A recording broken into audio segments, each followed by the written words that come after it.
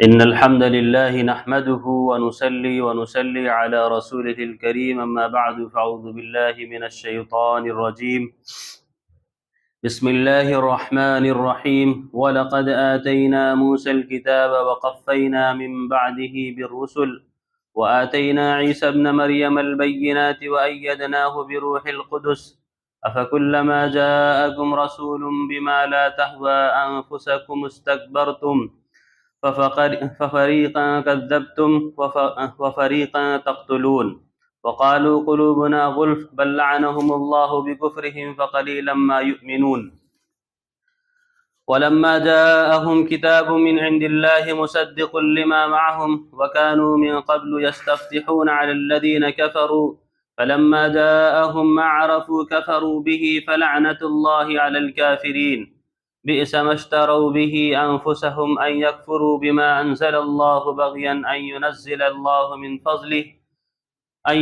الله من فضله على من يشاء من عباده فباءوا بغضب على غضب وللكافرين عذاب مهين۔ اور بے شک ہم نے موسیٰ علیہ السلام کو کتاب دی اور اس کے بعد پے در پہ رسول بھیجے، اور ہم نے عیسیٰ ابن مریم کو کھلی کھلی نشانیاں دیں اور روح القدس سے ان کی تائید کی۔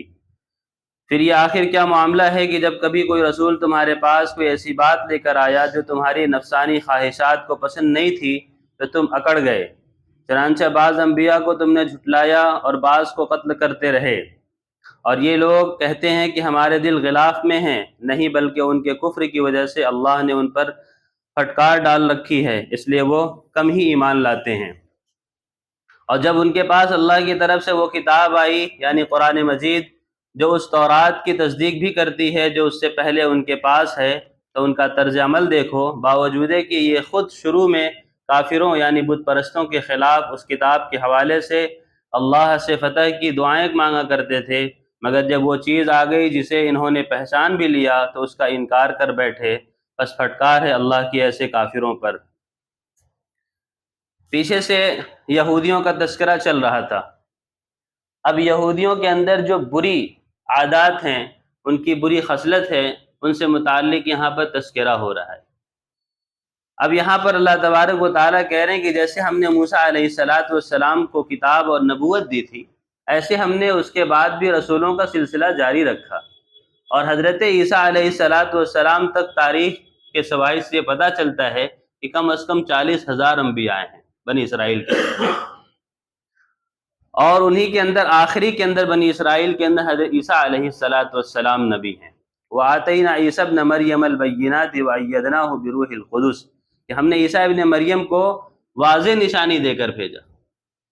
عیسیٰ ابن مریم کے اوپر یہودیوں نے بہت بڑا تہمت لگایا اور بڑی بڑی جو الزام تراشی کی، ان کے اوپر زنا کی تہمت لگی اور بہت سارے، جبکہ یہ خوب جانتے تھے کہ یہ نبی ہیں، لیکن ان کے موافق اگر کوئی بات نبی لے کر آتا تھا جو ان کو دل کے اندر پسند نہیں ہوتی تھی، جو ان کی خواہشات نفس کے خلاف بات ہوتی تھی، تو یہ نبی کے مخالف ہو جایا کرتے تھے۔ تو انہوں نے اس سے پہلے کیا کیا ہے، جب جو بھی نبی آئے، جیسے زکریا علیہ السلام، یحییٰ علیہ السلام، یہ سارے کے سارے نبی تھے اور ان کے موافق نبی تھے وہ، اور وہ جانتے تھے، لیکن جب ان کے خواہشات نفس کے خلاف جب بات آتی تھی تو سیدھے ان کے قتل کے در پہ ہو گئے، اور انہوں نے ان کو قتل بھی کر دیا۔ کئی انبیاء کا انہوں نے قتل کیا، جس کے اندر زکریا اور یحییٰ سر فہرست ہیں، انہوں نے قتل کیا ہے۔ تو اللہ تعالیٰ نے حضرت عیسیٰ ابن مریم کے جب یہ خلاف ہو گئے، جب قوم یہودی ان کے در پہ ہو گئے ان کے قتل کے، تو اللہ تعالیٰ نے جبرائیل امین کو ان کے ساتھ لگا دیا۔ حضرت جبرائیل امین ہمیشہ ساتھ رہا کرتے تھے حضرت عیسیٰ علیہ السلام کے، تاکہ ان کی مدد ہو اور کسی بھی طرح کی کوئی سازش ہو تو سازش جو ہے ناکام ہو جائے۔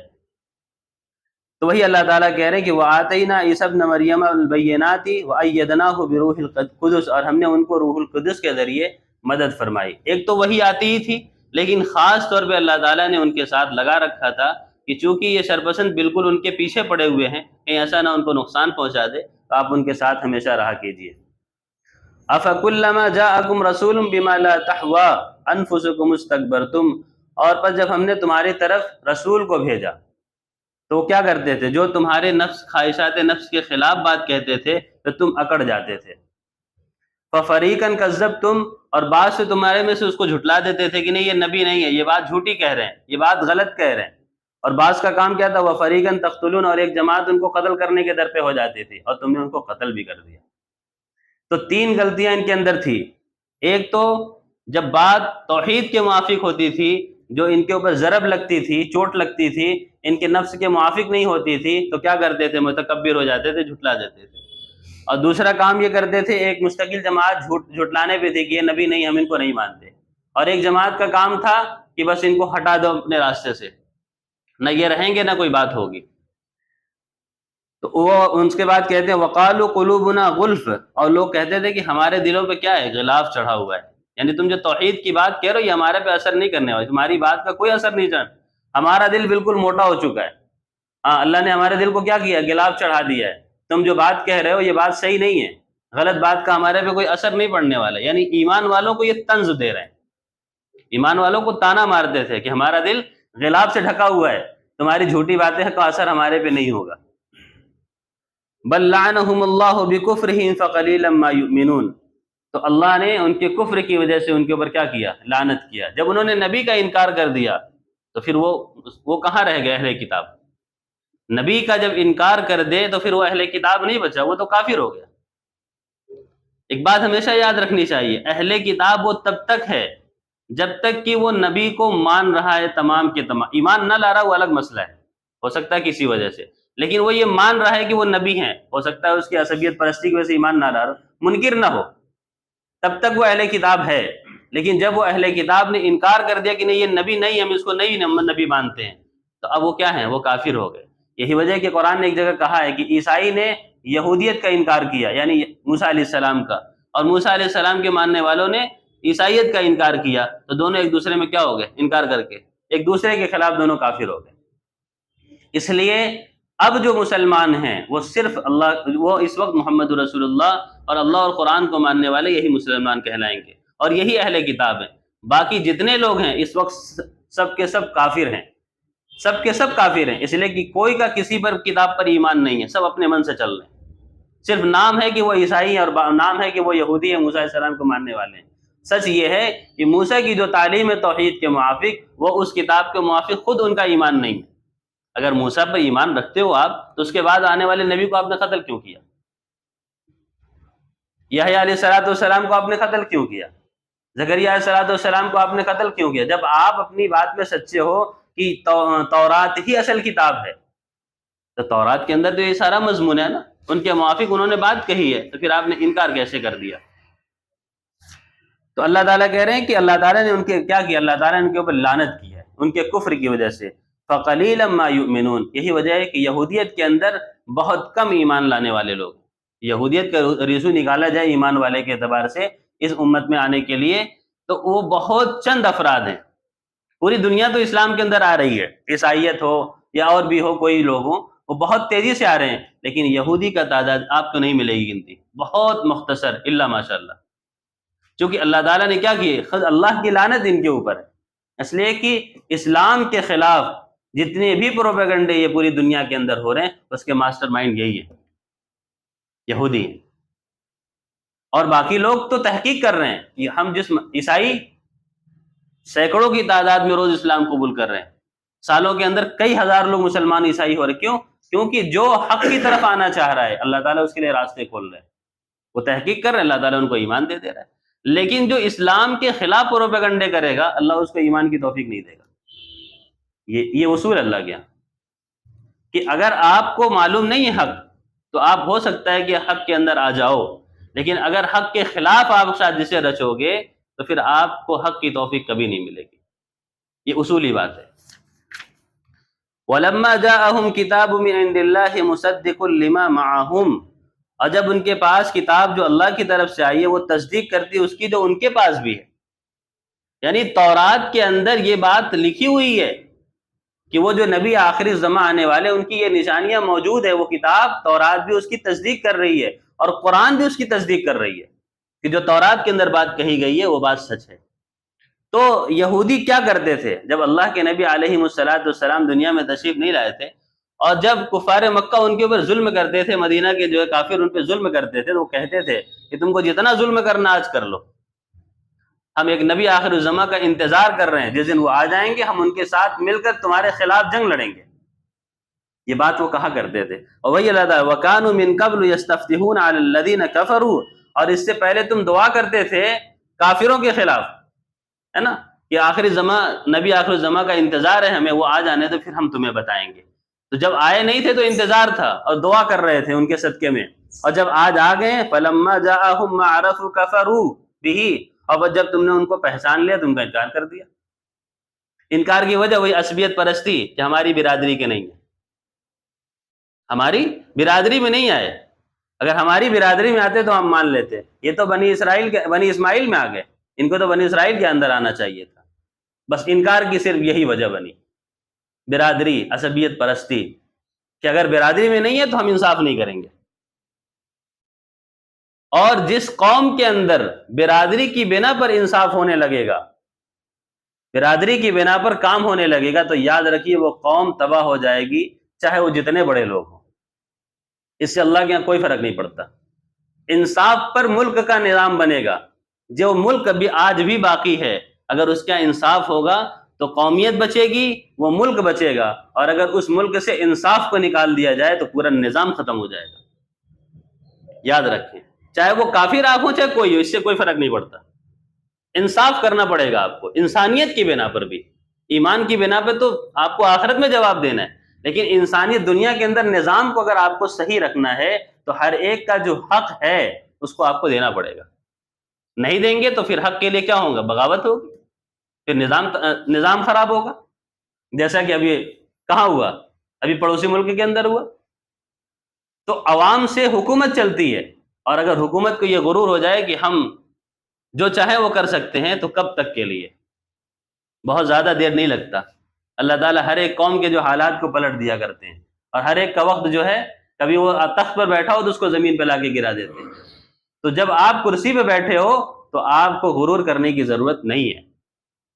تو فلما جاءہم ما عرفوا کفروا بہ، جب آ گئے نبی اور انہوں نے پہچان لیا تو عصبیت پرستی کی بنا پر کہ ہمارے برادری میں نبی نہیں آئے، اب ہم نہیں مانیں گے. فلعنت اللہ علی الکافرین، تو اللہ کی لعنت ہے کافروں کے اوپر. تو اللہ نے کیا کہ پھٹکار لگائی کافروں کے اوپر، اس لیے کہ اب سب کے سب ایک زمرے میں، جو بھی انکار کرے گا نبوت کا وہ بت پرستی کے اندر داخل ہے.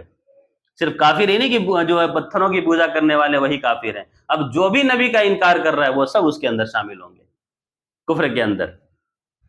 بئس ما اشتروا به انفسهم ان يكفروا بما انزل الله بغيا ان ينزل الله من فضله على من يشاء من عباده.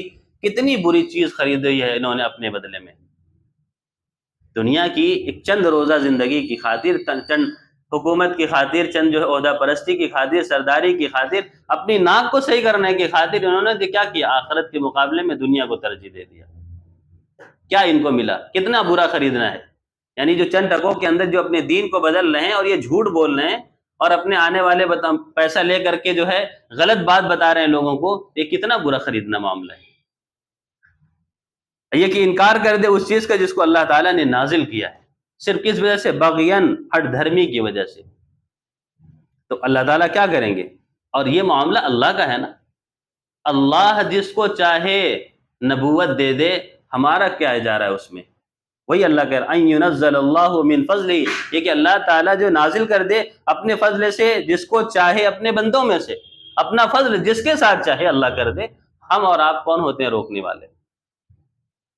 کسی کو مقام مل جائے، کسی کو عزت مل جائے تو وہ اللہ دے رہا ہے نا.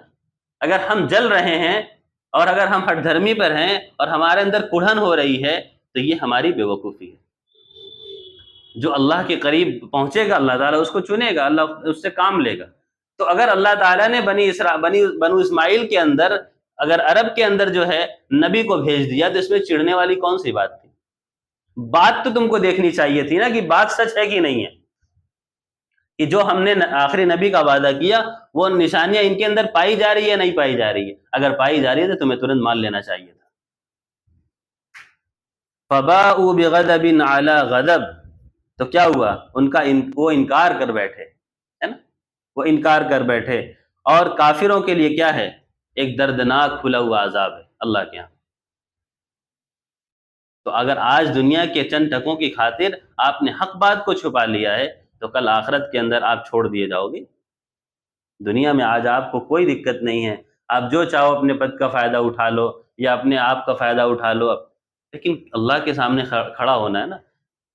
کسی اچھے انسان نے کیا بات کی، قیامت خود بتائے گی کہ قیامت کا ہونا کیوں ضروری ہے۔ آج دنیا کے حالات ہم دیکھ لیں کہ قیامت خود بتائے گی کہ قیامت کیوں ضروری تھی، ورنہ اگر قیامت نہ ہوتا اور انصاف کا دن اللہ کے حوالے نہ ہوتا اور نہ بتایا جاتا تو آج دنیا کے اندر جو نظام بنا ہوا ہے سب تاناشا ہو جاتے۔ لیکن ایک امید ہے کہ ایمان والوں کے، ٹھیک ہے آج تم ہمارے ساتھ کر سکتے ہو، کل آخرت میں ہم تمہارے مقابلے میں کھڑے ہوں گے۔ تو یہ چیز ضروری ہے۔ تو ایمان والے کا معاملہ یہ ہے کہ آج دنیا میں وقتی بات ہے، آج جو چاہو کر لو، آج کوئی پوچھنے والا نہیں، آج تمہارے پاس طاقت ہے، قوت ہے، شہرت ہے نا، آج تمہیں ملا ہے، لیکن ایک دن وہ ہے جس دن سب کا مالک اللہ ہوگا اور ہر ایک کے ساتھ انصاف ہوگا، اور ایسا انصاف ہوگا کہ اس وقت کوئی کسی کو بچا نہیں سکے گا۔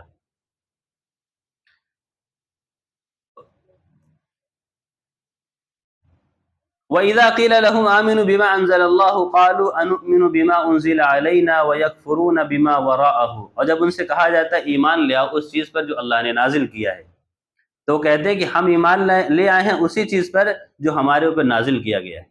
یعنی ان کا ماننا یہ تھا کہ تورات سے افضل کوئی کتاب نہیں، تورات سے افضل کوئی کتاب نہیں ہے، اور اس کے بعد کے کیا کرتے ہیں، وَيَكْفُرُونَ بِمَا وَرَاءَهُ، اور اس کے بعد جو چیزیں ہیں اس کا انکار کر دیتے ہیں۔ یعنی موسیٰ علیہ السلام کو سب سے افضل نبی مانتے ہیں اور تورات کو سب سے افضل کتاب مانتے ہیں، یہ ان کا کہنا تھا۔ وَهُوَ الْحَقُّ مُصَدِّقًا لِمَا مَعَهُمْ، اور وہ حق ہے، وہ بات جو کہہ رہے وہ ٹھیک ہے، حق ہے، تو جو ان کے پاس نازل کی گئی ہے وہ تصدیق قرآن کی بھی تو کر رہی ہے، جو ان کی تورات ہے وہ قرآن کی بھی تو تصدیق کر رہی ہے، ان کے اندر پورے بات بتائی گئی ہے، تو پھر آخر اس بات کو کیوں نہیں مان لیتے ہیں؟ تو پھر ان سے پوچھو کہ اگر تم جو بات کہہ رہے ہو، اگر اس بات میں سچے ہو اپنے، تو پھر قُلْ فَلِمَا تَقْتُلُونَ أَنْبِيَاءَ اللَّهِ، پھر تم نے انبیاء کا قتل کیوں کیا؟ جب تم یہ بات کہہ رہے ہو کہ موسیٰ علیہ السلام سب سے افضل نبی اور تورات سب سے اچھی کتاب، تو اس کتاب کے اندر یہ بات موجود ہے نا، اس بات تورات کے اندر تو کتابیں موجود ہیں نا، اس کے بعد تم نے انکار کر دیا، تو تورات پہ ہی تمہارا ایمان ہے، تو تورات کے مطابق یہ بتاؤ جو تم نے جن انبیاء کا قتل کیا وہ توحید کی تعلیم دے رہے تھے کہ نہیں دے رہے تھے؟ زکریا اور یحییٰ کو کیوں قتل کیا آپ نے؟ ان سے ذرا پوچھو، تم اپنی بات میں سچے ہو تو۔ من قبل ان کنتم مؤمنین، اگر تم اپنے بات میں سچے ہو، انبیاء کا قتل کرنے کے متعلق ان سے سوال پوچھیے کہ تم جو بات کہتے ہو کہ موسیٰ کی تعلیم صحیح تعلیم تھی اور کتاب جو ملی تورات وہ صحیح تورات کتاب تھی، تو جو اس کے ماننے والے بعد میں آئے اور انبیاء نے اس کے مطابق تعلیم دی، تم ان کو قتل کیسے کر دیے؟ پھر تمہیں تو قتل نہیں کرنا چاہیے، وہ تو تمہارے موافق تھے، اور تم اس بات کے قائل بھی ہو، یہودی بھی اس بات کے قائل ہے کہ زکریا اور یحییٰ اللہ کے نبی ہیں، یہودی آج بھی اس بات کے قائل ہیں کہ زکریا اور یحییٰ اللہ کے نبی ہیں، تو پھر تم نے ان کا قتل کیوں کیا؟ وَلَقَدْ جَاءَكُم مُوسَىٰ بِالْبَيِّنَاتِ ثُمَّ اتَّخَذْتُمُ الْعِجْلَ مِن بَعْدِهِ وَأَنْتُمْ ظَالِمُونَ، اور اگر وہ توحید کے مطابق تعلیم تمہاری صحیح تھی، تمہارا کہنا ہے، تو یہ بتاؤ کہ جب موسیٰ علیہ السلام نے تمہارے پاس کھلی ہوئی نشانی لے کر آئے، تو پھر تم نے بچڑے کی بت پرستی کیوں کی؟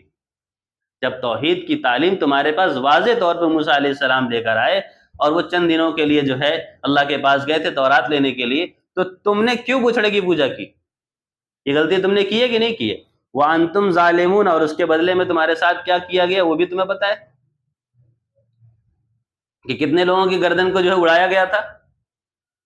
تو یہ ساری، اگر تم اپنی بات میں سچے ہو تو اس کی تصدیق کرو، یہ تم نے غلطی کیسے کی؟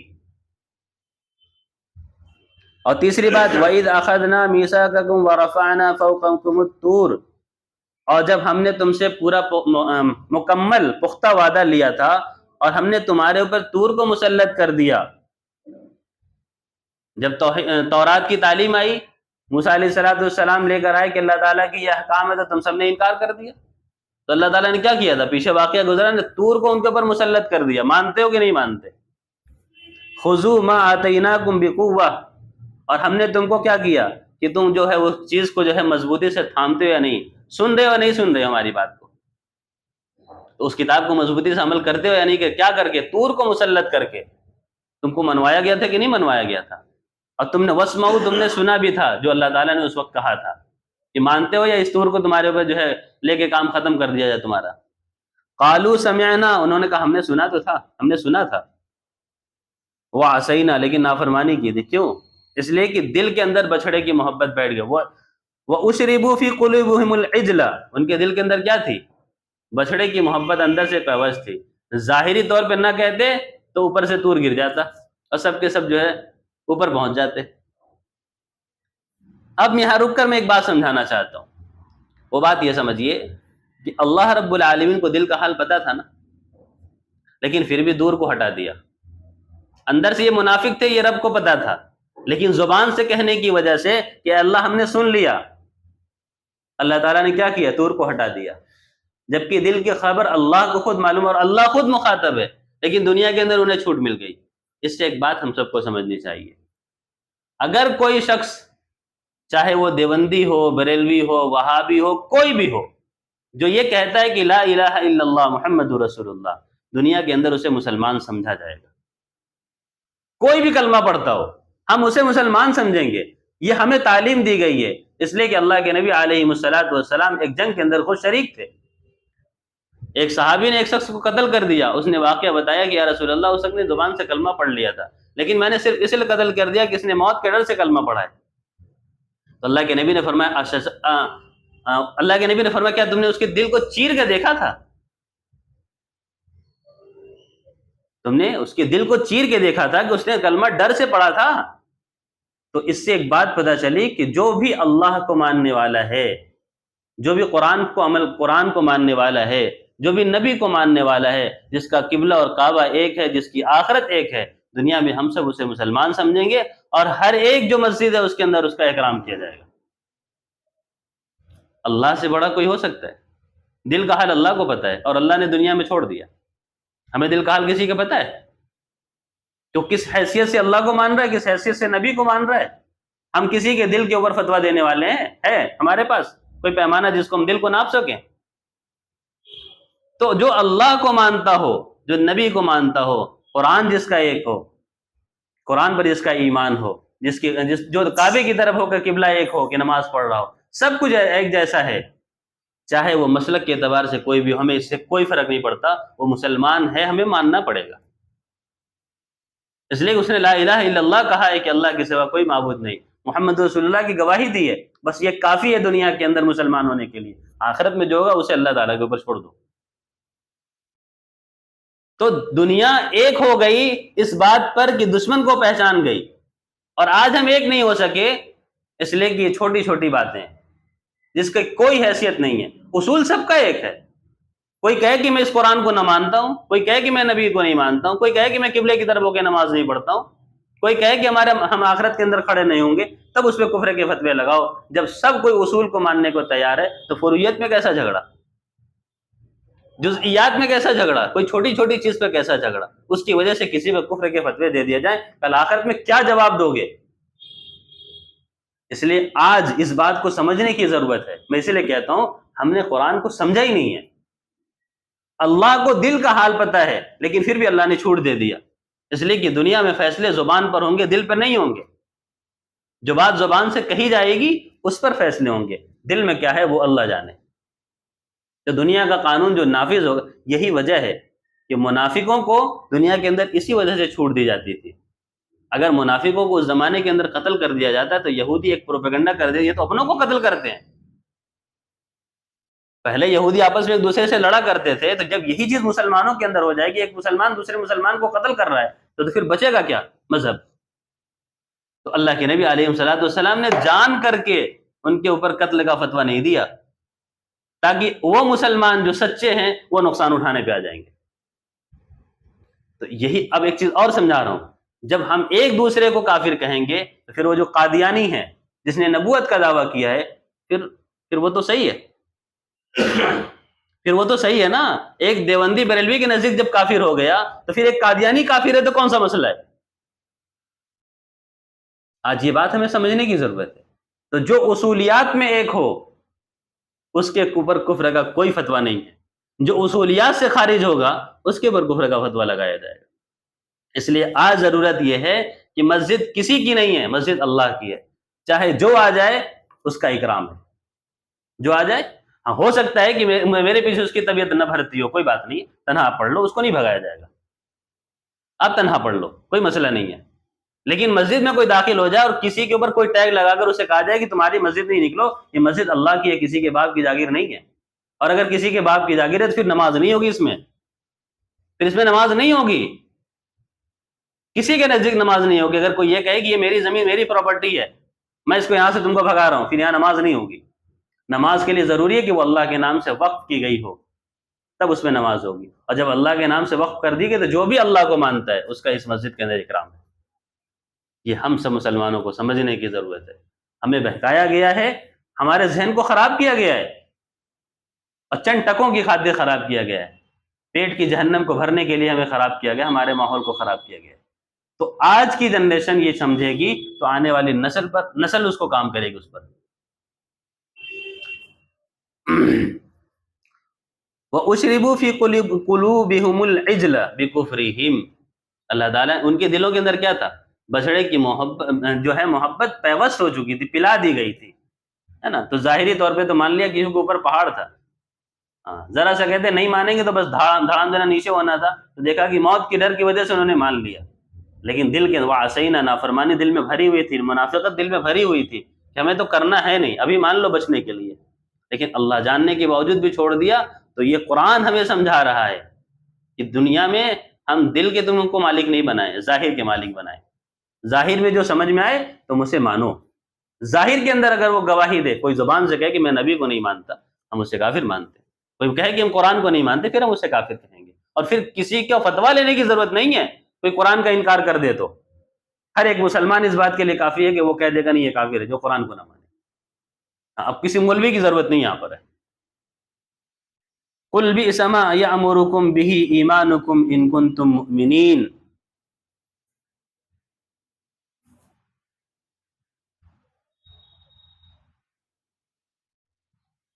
ہاں تو یہ کفر کی نحوست کی وجہ سے ایسا ہوا۔ اللہ تعالیٰ نے کیا کیا؟ جب بچڑے کی دل کے اندر محبت بیٹھ گئی تو کیا ہے وہ کفر ہے، اور جب کفر اندر بیٹھ جائے گا تو کفر کیا ہے؟ ان کا جو حکم ہے یہ کتنا برا ہے، یہ جس بات پر یہ عمل کر رہے ہیں یہ کام کتنا خراب ہے، تو اس کی وجہ سے کیا ہوگا؟ اس کی وجہ سے کیا ہوگا؟ برائی پھیلے گی، معاشرے کے اندر گندگی پھیلے گی، اور یہی آج ہو رہا ہے کہ آج اپنے ایمان سے متعلق ہمیں جو بتلایا اور سمجھایا گیا ہے، اگر اس بات کو آج اگر ہم نہیں سمجھیں گے تو معاشرے میں یہ نقصان ہوگا۔ آج یہی وجہ ہے کہ ایک مسلمان دوسرے مسلمان کو حقیر سمجھ رہا ہے کہ نہیں سمجھ رہا ہے؟ صرف اپنے ٹیگ کی وجہ سے اس کو لگ رہا ہے کہ نہیں مسلمان ہم ہی ہیں، اس کو لگ رہا ہے نہیں مسلمان ہم ہی ہیں، اور ایک مسلمان دوسرے مسلمان کو حقیر سمجھ رہا ہے، اور یہ حقارت یہاں تک پہنچ جا رہی ہے کہ کبھی کبھی وہ کفر تک پہنچ جائے گا۔ کبھی کبھی ایمان والے کو حقیر سمجھیں گے تو آپ کا ایمان بچے گا۔ پھر تو آج ہمیں سمجھنے کی ضرورت ہے، ڈرنے کی ضرورت ہے۔ تو اللہ تعالیٰ یہ کہہ رہے ہیں کہ اگر تم اپنے آپ کو ایمان والے کہہ رہے ہو تو جو تمہارا کردار ہے اوپر جو بتایا گیا ہے وہ کتنا برا ہے۔ ایک طرف تم کہہ رہے ہو کہ تورات سب سے افضل کتاب، موسیٰ علیہ السلام سب سے افضل نبی، اور اس کے بعد تمہارا کردار یہ کہ نبی کو قتل کرنا تمہارا کام، بچڑے کی پوجا کرنا تمہارا کام، توحید کے خلاف ساری سازشیں کرنا تمہارا کام، اور اس کے بعد تم کہتے ہو کہ ہم مسلمان ہیں۔ شرم آنی چاہیے، کیا کہہ رہے ہو اور کیا کر رہے ہو، تمہارے کہنے اور کرنے میں کتنا فرق ہے۔ تو اگر تم مومن ہو تو یہ تمہارا کام بہت گندا ہے، تم کہتے ہو اپنے آپ کو مسلمان کہہ رہے ہو اور اپنے آپ کو ایمان والا کہہ رہے ہو، یہ تمہارا کردار کتنا برا ہے، اس کو ذرا سوچو اور دیکھو۔ قل ان كانت لكم الدار الآخرة عند الله خالصة من دون الناس فتمنوا الموت ان كنتم صادقين۔ اللہ تبارک و تعالیٰ نے کہا، اب ان کو چیلنج دیا ایک، اللہ تعالیٰ نے ان کو ایک چیلنج دیا، اچھا اپنے اتنا گندا کردار کے باوجود خود کو بڑے اچھے سمجھ رہے ہو، تو ایسا کرو، اگر تم اللہ کے لاڈلے اور دلارے ہو اور اپنے آپ کو کہتے ہو کہ پوری دنیا کے اندر ہم ہی جنت میں جائیں گے، پوری انسانیت میں، ہے نا، ہم ہی آخرت کے اندر سب سے زیادہ سرخرو ہوں گے، تو ایسا ہی تم موت کی تمنا کر کے دکھاؤ، اللہ سے موت مانگ کے دکھا دو ذرا سا. دنیا کے اندر واحد ایک قوم ہے جو موت سے سب سے زیادہ ڈرتی ہے، وہ یہودی قوم ہے. سب سے زیادہ موت سے ڈرنے والی کوئی قوم ہے تو وہ یہودی قوم ہے. یہی وجہ ہے کہ یہ زمین پہ نہیں لڑتے کبھی، یہ ہوائی حملے کرتے ہیں. میدان میں آ کر لڑنے کا کہیں ان کا ریکارڈ ہی نہیں ہے کبھی. اگر یہ میدان میں لڑنے والے ہوتے تو آج احارہ نوارہ ہو گیا ہوتا، ادھر کا ادھر معاملہ. یہ اپنے گھر میں گھس بیٹھے ہوئے ہیں اور وہاں سے یہ کھیل کھیل رہے ہیں. یہی وجہ ہے کہ ان کے پاس اللہ نے دل پتھر سے بھی زیادہ خطرناک ہے. یہ معصوم بچوں کی لاشیں پڑی، ان کے اوپر ترس نہیں ہے. اگر یہ مرد ہوتے اور اگر واقعی طاقتور ہوتے تو زمین پہ آ کر مقابلہ کر لیتے. ہے کیا ان کی حیثیت؟ ایک فلسطینی ایک چھوٹے سے ٹکڑے میں چند جو رہ رہے ہیں لوگ جو ہتھیار اٹھائے، ان کی حیثیت کیا ہے دنیا کے اعتبار سے؟ تمہارے پاس پوری دنیا کی جو ہے پاور موجود ہے، سب سے زیادہ ٹیکنالوجی کے ماہر تم ہو، اور تمہارا کردار یہ کہ تم معصوم بچوں کو مار رہے ہو. اسی سے پتہ چل رہا ہے کہ تم کتنے گندے انسان ہو. اگر تم واقعی طاقتور ہوتے تو آ کے میدان میں مقابلہ کر لیتے. تم باہر آؤ، ہم میدان میں مقابلہ کریں گے. لیکن تم میدان میں مقابلہ کرنے کو تیار نہیں ہو. کہاں سے مقابلہ کر رہے ہو؟ ریموٹ کے ذریعے کر رہے ہیں، گھر میں بیٹھے ہوئے چھپ کر کے، اور ریموٹ سے مقابلہ کر رہے ہیں. اور کس کو مار رہے ہیں؟ عام لوگوں کو جانے جا رہی ہیں. نماز پڑھتے ہوئے، گھروں میں چلتے ہوئے، بازاروں میں چلتے ہوئے، وہاں جو ہے بم بلاسٹ ہو رہا ہے. طاقت ہوتی ہے آپ کے پاس تو ان سے لڑتے جو مقابلے کے لیے تیار ہے تم سے. تو یہ کتنے جو ہیں ڈرپوک ہیں. یہ اگر ان سے کہو کہ تم اگر ٹھیک ہے تم اللہ کے لاڈلے دلارے اور سب تم ہی جنت میں جاؤ گے، تو پھر کیوں دعا نہیں کرتے کہ مر جاؤ، ابھی جنت میں چلے جاؤ. تو اللہ تعالیٰ کرے وَلَن يَتَمَنَّوْهُ أَبَدًا بِمَا قَدَّمَتْ أَيْدِيهِمْ، وہ ہرگز نہیں کر سکتے موت کی دعا، ہرگز کبھی نہیں کر سکتے وہ، اس لیے کہ انہیں اپنے ہاتھوں کے کرتوت کا پتہ ہے جو انہوں نے آگے بھیج رکھا ہے. ان کو ایک ہزار سال. اللہ کہہ رہا واللہ علیم بالظالمین، اور اللہ تعالیٰ خوب جان رہا ہے ظالموں کو. اس کے بعد اللہ تعالیٰ کہہ رہے وَلَتَجِدَنَّ أَحْرَصَ النَّاسِ عَلَى حَيَاءٍ وَمِنَ الَّذِينَ أَشْرَكُوا يَوَدُّ أَحَدُهُمْ لَوْ يُعَمَّرُ أَلْفَ سَنَةٍ. یہ دنیا کی زندگی کے سب سے زیادہ حریص ہیں، یہاں تک کہ وہ تو چاہتے ہیں کہ ان کی زندگی ہر فرد کی 1000 سال سے اوپر ہو جائے. الف سنہ 1000. وہ چاہتے ہیں کہ ہر فرد کی زندگی ایک سید، وہ چاہتے ہیں کہ مرے ہی نہ. ان کی تو خواہش ہے کہ موت ہی نہ ہے، اس لیے کہ انہیں اپنے کردار کا پتہ ہے کہ ہمارے پرکھوں نے اور ہم نے آج تک کیا کیا ہے، اور آج بھی ہم کیا آگے بھیج رہے ہیں. جو انبیاء کا قاتل ہو، جو بچڑے کا پجاری ہو، جس نے ہر وقت فتنہ بویا ہو، اسے اپنے کردار کا پتہ نہیں کہ جا کے کیا ہوگا اوپر، اسے سب پتہ ہے. وہ جھوٹے ہیں جو کہہ رہے ہیں کہ ہم اللہ کے دلارے. اگر اللہ کے دلارے ہیں تو موت کی تمنا کر کے وہ دکھائیں ہمیں. اور اللہ کہہ رہا کبھی نہیں کریں گے وہ، بلکہ وہ تو دنیا کے سب سے زیادہ حریص ہیں. اتنے ہیں کہ ہر بندہ چاہتا ہے کہ 1000 سال ہماری زندگی ہو جائے.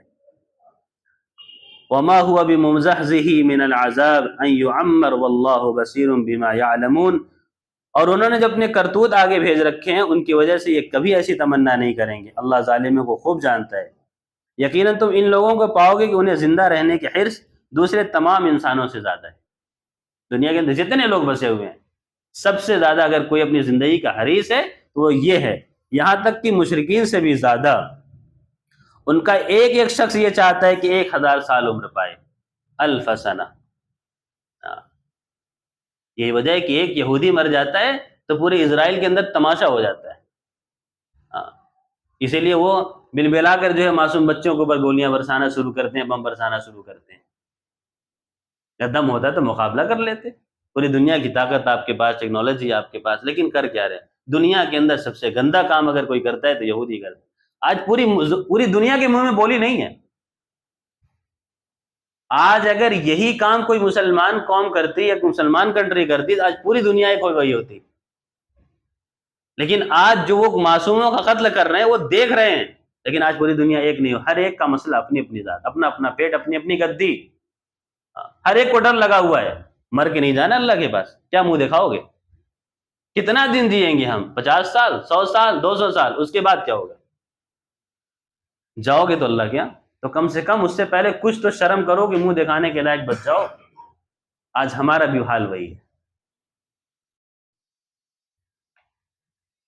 اور یہ وہ عمل بھی کرتے ہیں کہ اللہ اسے اچھی طرح دیکھ رہا ہے. واللہ بصیر بما یعملون. ان کی جو کرتوت ہے نا وہ اللہ کے سامنے آن ریکارڈ ہے، ایک لمحہ بھی کچھ چھپا ہوا نہیں ہے، سب آن ریکارڈ ہے، اور انشاءاللہ اللہ تعالیٰ کل قیامت کے دن کھڑا ہو کر کے سب کو لے بھی دے گا، اور سب کو اپنا اپنا جواب دینا ہے کہ کیا اس نے کیا کرتوت کیے ہیں۔ تو یہ قرآن ہمیں اسی بات کا سبق دے رہا ہے کہ ہمیں آج کے حالات کے اعتبار سے ہمیں اپنے دین اور اپنے ایمان اور اپنے آپ کو کتنا جو ہے فکر مند ہونے کی ضرورت ہے۔ اللہ ہمیں اور آپ کو سمجھ عطا فرمائے۔